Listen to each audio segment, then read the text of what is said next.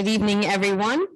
So yes, this has received much attention in the news. I've had the pleasure of speaking with a few different parents over the last few weeks to try and provide some clarity on what is being expected of school districts in regards to the comprehensive health and physical education standards. And I'm hoping that tonight's presentation will add additional clarity to anyone who still has some questions about what is going on and how Ocean Township School District will be handling the new standards. So if you could advance the slide, Miriam. Thank you. Okay, so I'd like to first, before I begin, thank the health and physical education teachers who consulted with me and with their principals and their supervisors to put this presentation together.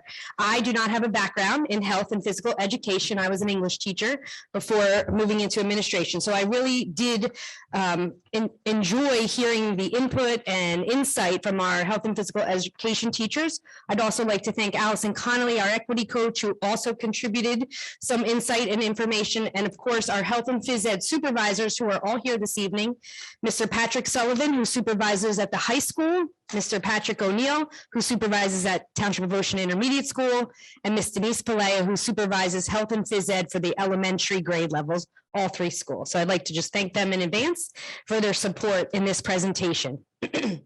A little background, the Department of Education signed and released new standards known as the New Jersey Student Learning Standards 2020, and they did this in June of 2020.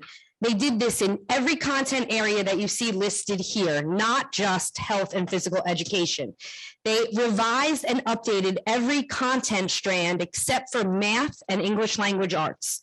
So school districts across the state have, for the last 2 years or so, year and a half, been working to write new curriculum aligned to these standards. So I would like to clarify, because this was part of what you heard in the news, whether or not the DOE mandates curriculum or school districts mandate curriculum, the New Jersey Department of Education releases the New Jersey Student Learning Standards. They do not mandate curriculum. School districts are then mandated to write curriculum aligned to these standards. So that is something that has always been the case. School districts have always had to write curriculum aligned to the New Jersey Student Learning Standards. The part that is new is that there are new standards now. They've been updated. In some cases, it required a great deal of rewrite to our curriculum. In some cases, it requires minor review, revisions, incorporating some new concepts. And it really depends on the content area, the depth of the work. In Ocean Township, we did a lot of this work last summer, and we're continuing with this work this summer. This spring, we've already entered into some curriculum writing. You may have seen board agenda items approving hours and people to do this work. So that process is ongoing, and the final documents will be up for review and approval before the Board of Education this summer. Okay. Okay, so now I'm going to specifically go into more detail about the health and PE standards. If anyone would like to read the full standard document, it is linked here in this presentation. This presentation is on the board agenda, and it will also be posted on our school website under the Teaching and Learning tab.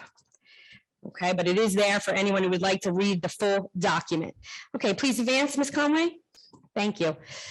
New Jersey Student Learning Standards in Comprehensive Health and PE, CHPE, you'll see referenced throughout the rest of this presentation, is broken up into 3 standards: 2.1, personal and mental health, 2.2, physical wellness, and 2.3, safety. I will tell you that much of the scrutiny has come into play regarding standard 2.1, personal and mental health. So this presentation focuses in on that standard. Okay, but this is, I'm also, as I present to you the areas in question, I am also trying to help you better understand the structure in which the standards are written. So there are 3 overarching standards, and those are them right here listed out for you. Please advance. Okay, then those standards are broken up into disciplinary concepts. All right, the disciplinary concepts are listed here for you to see. And the ones that apply to 2.1, which we just looked at, personal and mental health, are the first 5. personal growth and development, pregnancy and parenting, emotional health, social and sexual health, and community health services and support. Okay, the other concepts that fall under physical wellness and safety continue on here: movement skills and concepts, physical fitness, lifelong fitness, nutrition, personal safety, health conditions, diseases and medicines, alcohol, tobacco, and other drugs, dependency, substance disorder, and treatment. Okay, so you have these three overarching standards, and then they are broken up into these disciplinary concepts. Please advance. Okay, so now if you do decide to go and look more closely at the document, you will see pages and pages of standard numbers, and the numbers appear like this: 2.12 PGD1. What does all of that mean? Okay, the organizing structure is the overarching standard number 2.1. The next number you see is the grade level that expectation must be taught. So there are standards are broken up into bands, grade bands. They are expectation grades K to 2. There's expectations for grades 3 to 5, expectations for grades 6 through 8, and then expectations for high school grades 9 through 12. All right, the standards that we will review here today really focus in on the K to 2 grade band, but I will touch on some grade 5 standards and also some grade 8 standards as well. Okay, so that next number would be the grade level. Then you see the disciplinary concept initials, the abbreviation. So this one is personal growth and development. And then they number the expectation. So if you see a 1, it's the first expectation. And then the second expectation will have a 2 next to it, and then a 3, 4. And it's just a numbering system there at the end. Okay, please advance. All right, when you were seeing in the news quite a bit of debate about these standards, quickly after that, the New Jersey Department of Education published a clarification document. That was on April 14th. That full document is also linked here in this presentation if you would like to read the full document. I am taking key excerpts from that document to help explain why Ocean Township is making the decisions that we are making with our curriculum. Okay, please advance. Right, this is directly from the Department of Ed, and please forgive me for reading to you, but I think it's important for clarity to express exactly what is in the document.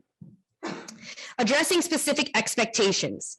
These standards are based on research, making clear that receiving age-appropriate information about health education is essential for students' physical and emotional well-being.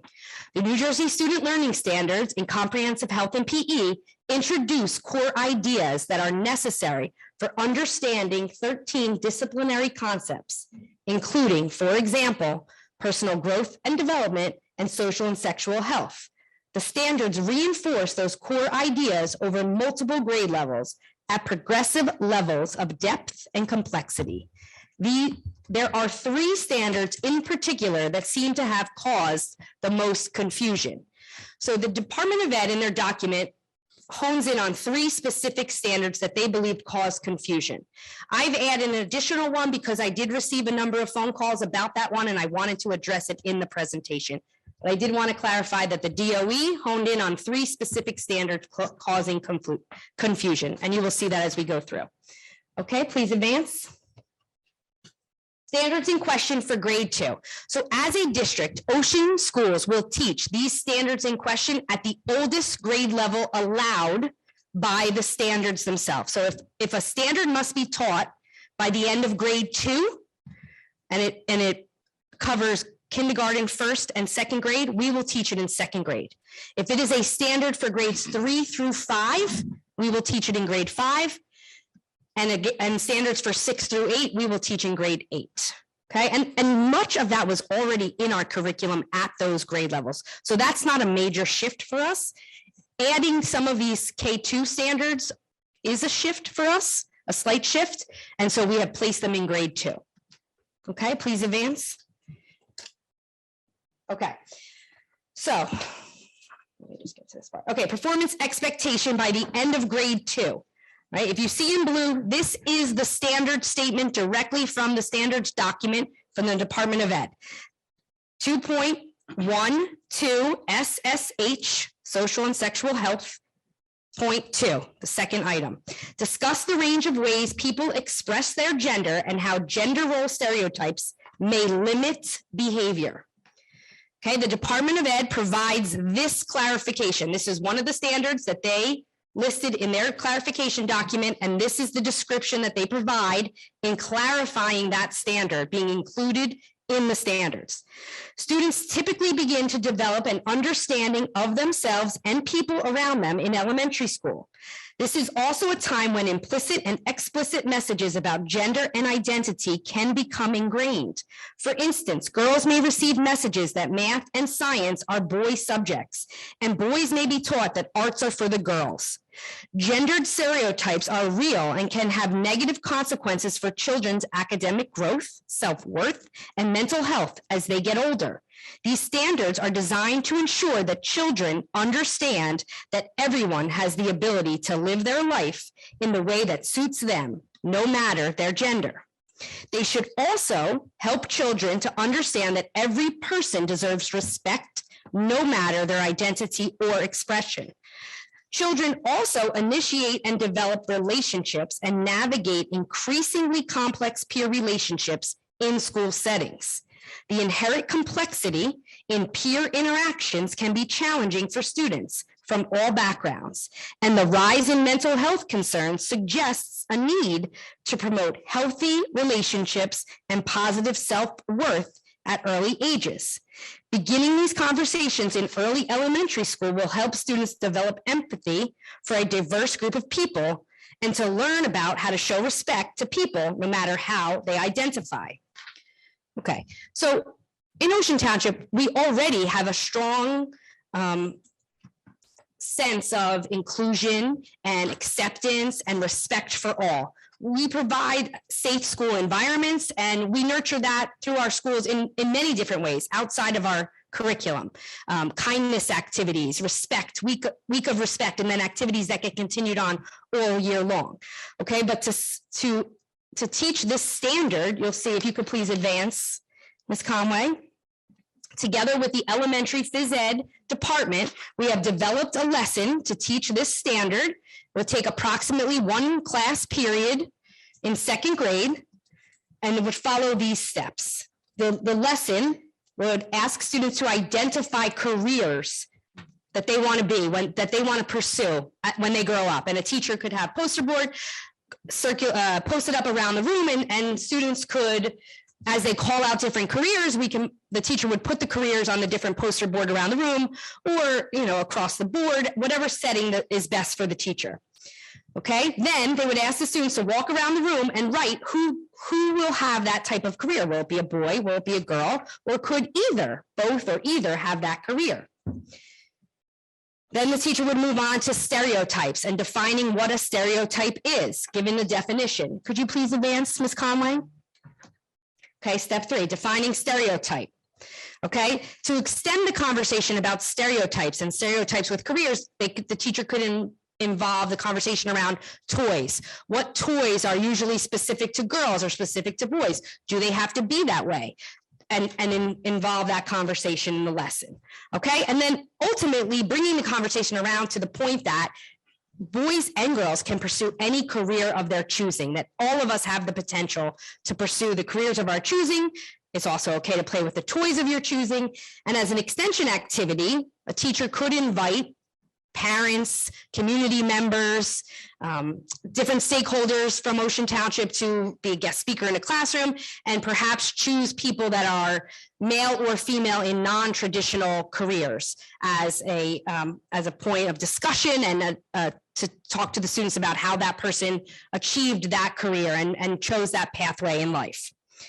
Okay, and that would be the grade 2 lesson plan for that standard. Could you please advance, Marianne? Okay, this is the standard that the Department of Ed did not include in their clarification document. However, I did receive a number of phone calls from parents, and I thought it was important to address. 2.12, by the end of grade 2, again, personal growth and development, number 5, list medically accurate names for body parts, including the genitals. The NJDOE did not provide clarification on this standard, Our elementary schools will teach this standard in grade 2, the oldest grade level that is allowed. And when teaching the names for genitals, teachers will use penis, breasts, and vagina, and no other terms in grade 2. Okay, can you please advance, Ms. Conway? All right, now we're moving on to standards in question grade 5. Please advance. Okay, here's in blue is the New Jersey Student Learning Standard. Again, this is 2.1, grade 5, personal growth and development, number 4. Explain common human sexual development and the role of hormones. Then you see in parentheses, for example, romantic and sexual feelings, masturbation, mood swings, timing, and pubertal onset. Here is the New Jersey Department of Ed clarification taken directly from their document. Best practice is to introduce students to information about puberty prior to its onset so that children know what to expect. See these resources here listed. Waiting until after they have begun processing the feelings and emotions associated with puberty may leave children without the tools to appropriately process these changes.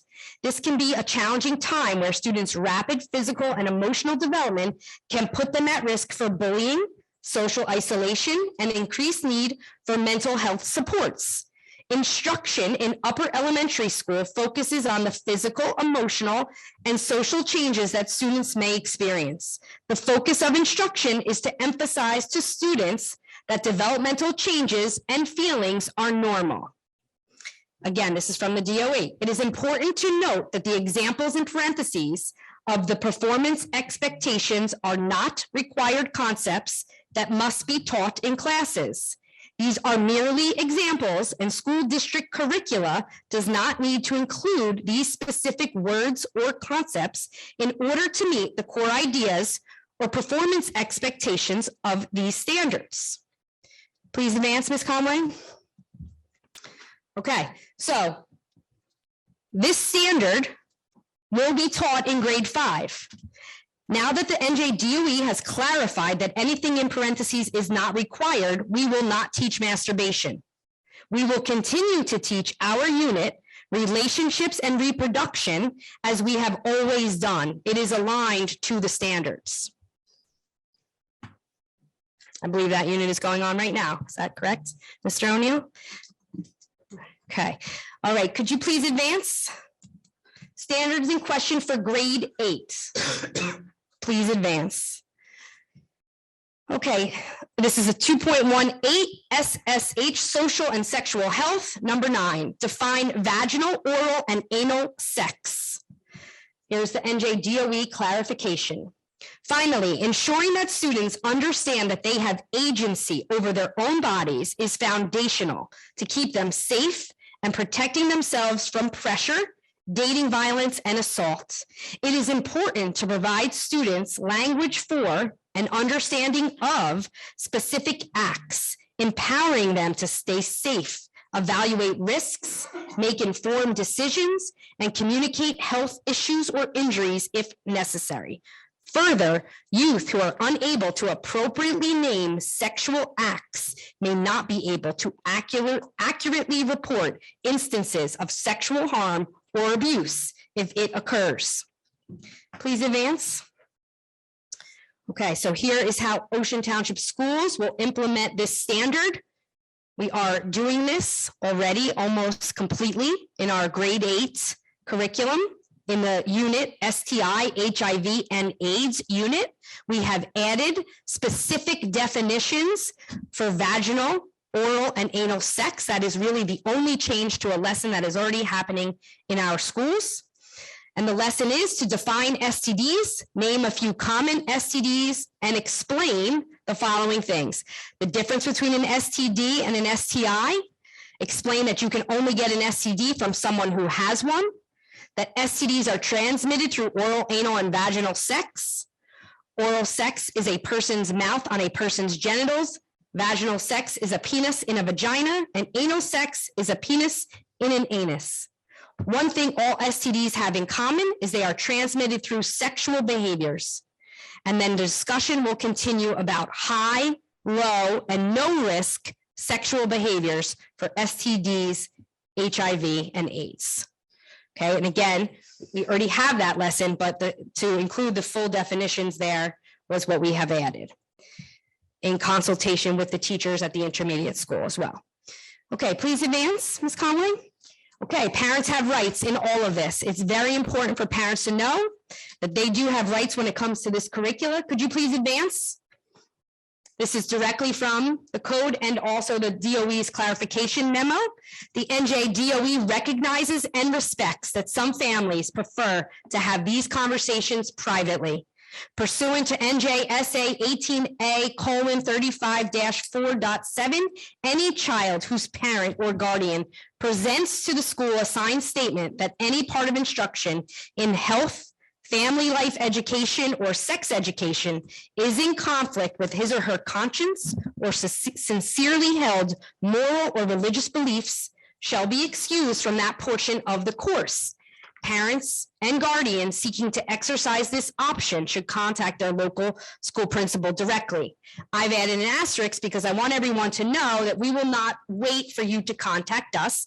At the beginning of each health unit, the health teacher in collaboration with their principal will send home a letter that details when the health unit will start and the topics that will be covered, and will include a form for parents to return back to us, excluding your child from any portion of those lessons. Okay, we already do that in 5th grade, and we will now do that more readily in all health classes, giving parents, we will provide you with the form to opt out. You do not have to contact us. Okay, so that will be our process. That form will be developed over the summer and will be, each principal will have that and be ready to distribute it next fall. And they may hold it until right before those health lessons so that it is timely. So you're not opting your child out of something September 1st that's not going to be taught until April. We'll do it at a timely fashion to make you aware that these lessons are beginning, and that would be the time to opt your child out if you so choose. As you can see from the presentation, the lessons are a period or less than a period of instruction, the ones that were here called into question. So it is not major weeks of time to remove your child from instruction. It's short class periods of time. Okay. If you could please advance. I will take questions now, but I wanted everyone to have, if you could please advance, the contact information for the 3 supervisors, and then who are listed here, who I introduced at the beginning, and then my contact information is on the last slide. And this presentation will live on the website for further review, should you have questions. Yep. Okay. So I think at this time, I think we're going to limit the questions to the board, and then when we go into public, and then when we go into public comment, Gotcha. we can open up to the rest of the questions that might relate to that. Okay. Yes.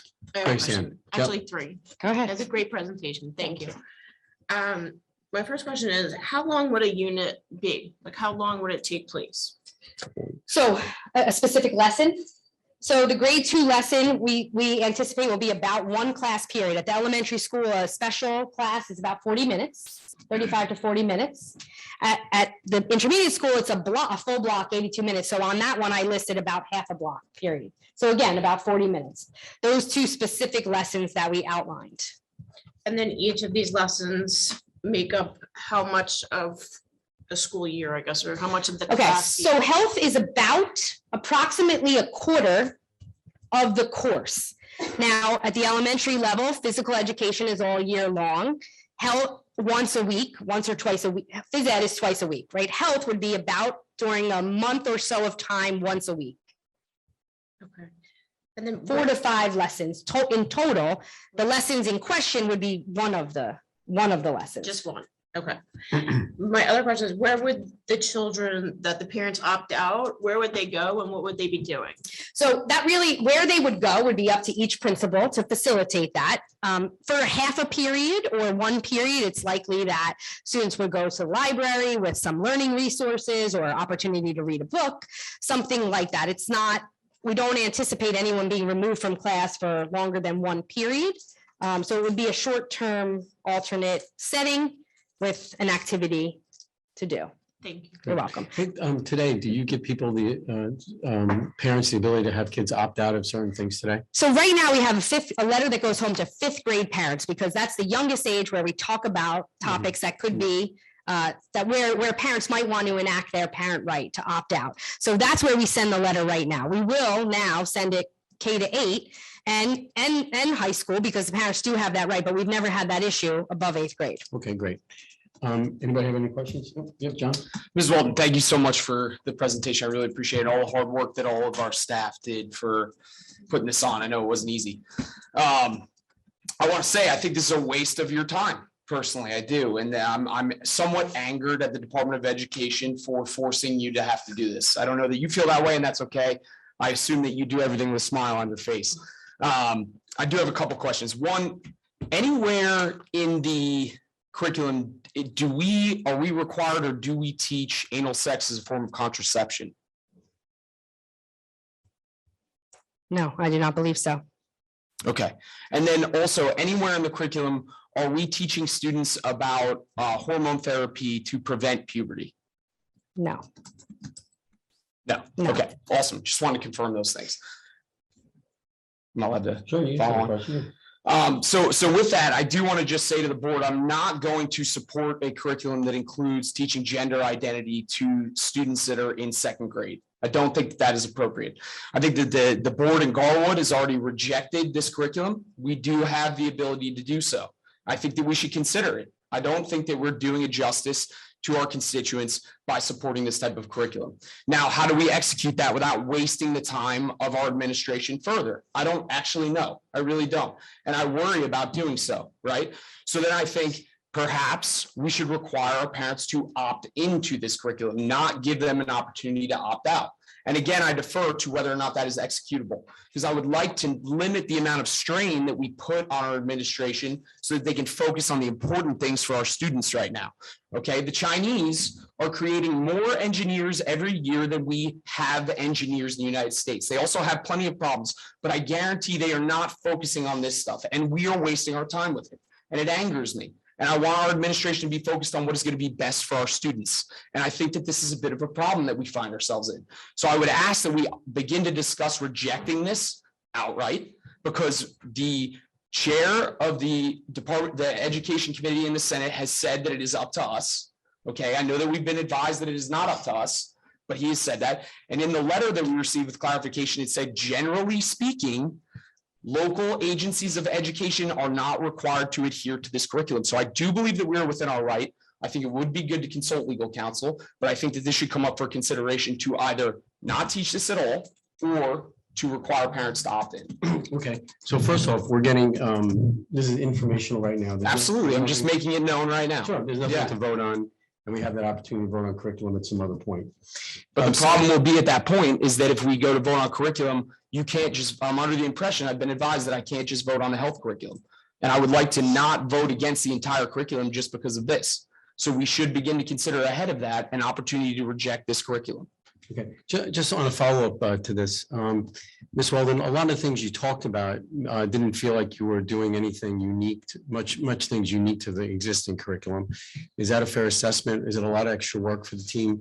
Do you feel like there's a lot of things that are new to the curriculum at this point than was in the past? I think that it felt like quite a bit of work before the Department of Ed put out the clarification document. And then when they did and provided some guidance and also opportunity to exclude certain things, which were not there before, it was appeared to be the direction to include those things.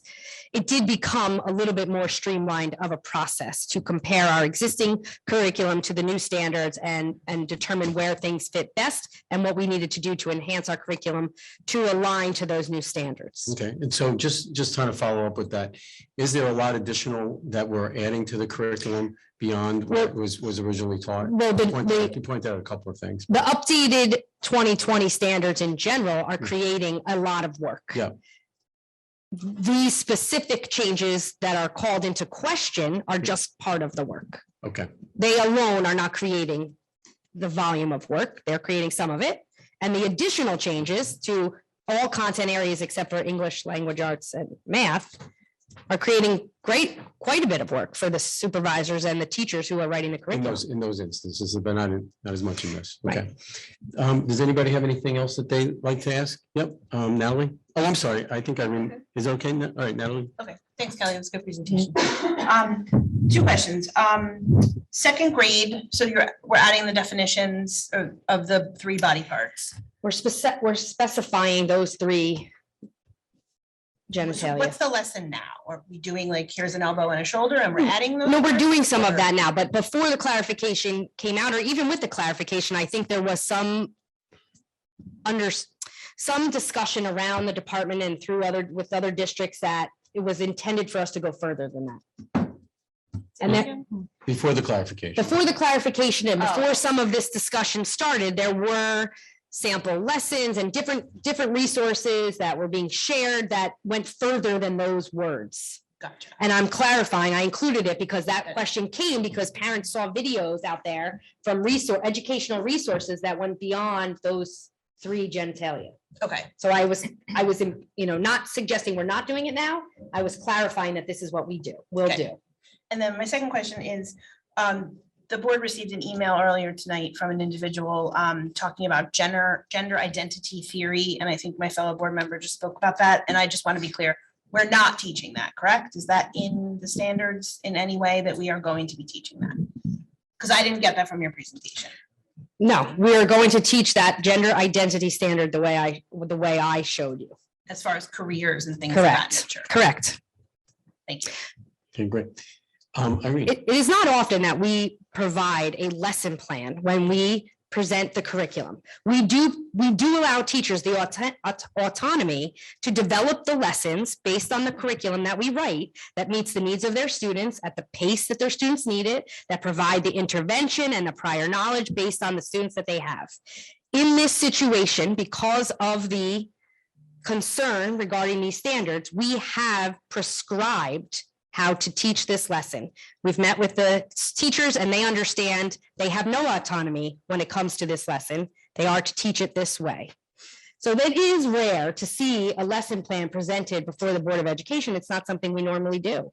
But when there's so much misinformation. But we're going to have do no that in choice. this case. Right. So to answer your question, is it possible someone somewhere, not in Ocean Township now, would teach gender identity a different way? Absolutely. But this is the lesson plan in consultation with the teachers that we have developed. And the teachers know that this is the lesson that they must use. Okay, thank you. Okay. The standard does state gender identity theory. It does.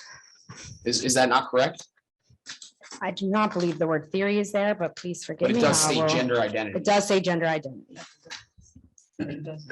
Gender, it says, discuss the range of ways people express their gender and how gender role stereotypes may limit behavior.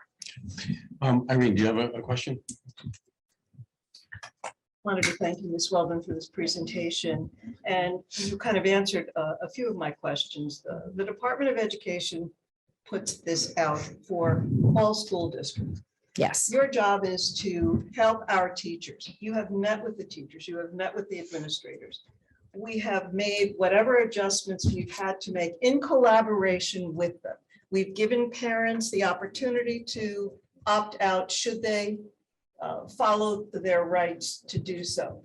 To deny these standards and pretend that these things don't exist in our world is a disservice. And as a Board of Ed member, I would like to just state that we will follow the Department of Ed in the way that Ocean Township deems best for its students, and I appreciate you doing that.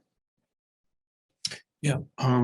Any other questions? Sure, Denise. First of all, I want to thank you for your presentation. I had a lot of questions coming in and you were able to answer a majority of them. The one question I do have, Ms. Weldon, is where it says at the beginning of each grade's health course, we will provide a list of lesson topics. The lesson topics that are going to be going home in the exclusion form, are they going to go into a little more detail as opposed to being a broad subject matter where parents may not know how in depth we're going to be going into a particular topic, which I think is a good idea for parents to know specifically what they're going to be talking about, what the school is going to be talking about with their child. right. I think we can work on that. I think the idea is that it is the topics that we list, not just one word, but Right. would provide enough information. We're not trying to hide anything. We are not trying to disguise anything. We want parents to execute their right, should they choose to do so. So we will be as descriptive as we can. I would stop short at sending home the actual lesson plan in every grade level. That would be additional work, and I would want to pay teachers to do that outside of the school day, to provide that. If that is something that we are saying we're going to provide, I would want to provide teachers an opportunity to do that and not just put that task on them. And It Kelly, is- if it I- I'm is sorry, more. if I can add, we certainly within the letter can direct people to where they can see the curriculum, which it will be, which will be posted on our website for all to see. So it might not have the individual lesson plans, but it will certainly have more detailed descriptions of just, what's there. But I agree that I think we need to, we don't just put a one word. We're gonna be, but we're also not gonna write Well, a of course not. dissertation on No, every no, no. topic, right? Right. So we'll find that balance, but the curriculum is going to be available for people to be, for people to review. Okay, thank you. Did you want to ask something? I Ms. was just McGovern? gonna say that, when the fifth grade form comes home, it says that it's gonna be the sexual education. It's a topic. paragraph You know, so it descriptive says- of so the it's program. descript- Right, Mhm. so just, So so it would be. I think it is Great, just, yeah. I don't want to make a judgment Yeah. statement. It's Just- personal opinion. Just on a Exactly. subjective level, is there something that can kind of concerns you in the implementation of this? Is there any aspect of this? Honestly, I feel for teachers. Clearly, this is an issue that is divided. We're a society divided, we are a town divided. So I feel for teachers today that have to deliver this curriculum and fear that they may say something to upset either side and that they should be worrying about sides. And teaching is, to me, it's unfair that they have that unnecessary pressure put on them. But I do believe that we have worked closely with them and that they feel supported in how to handle this content, and that they will do the best of their ability to do so, and they'll do so brilliantly, better than I can do here tonight. They are the experts in the field. Right. So I know that they will do a great job at it, but I do feel for them. I Mhm. do feel that they will come under a microscope next year when they begin teaching these lessons. And I think we need to give them some understanding and some consideration that this is not easy to do, and that they will tread carefully and they will teach directly the way we've asked them to do so. But some compassion and understanding for what they are going through, I think will go a long way. Now, for our just to staff. kind of clarify that, the real thing is that a lot of this has already been taught, but now this is shining a light on it, right? That's really more of the issue. That now it's not that there's such a change in the curriculum and what we're teaching. It's more that now there's a line being shined on it, and everybody has a different perspective on it. Is What's that that K-2 is new. the K-2 thing, right? It's fairly right. new, Mhm. but 5 and 8 is almost exactly what we've Right, so been it's the doing. K-2 that's really the Correct. deviation. A little Correct. bit. Okay. Grace Ann? Yep. I have a question about the images and the graphics for the Mhm. younger kids. Mhm. How realistic will they be? This was something that we discussed and we're trying to, very, very simplified as much as possible. We have not, I don't think we came like up with the teachers yet. We're still cartoons? working the curriculum, but Like cartoons or actual?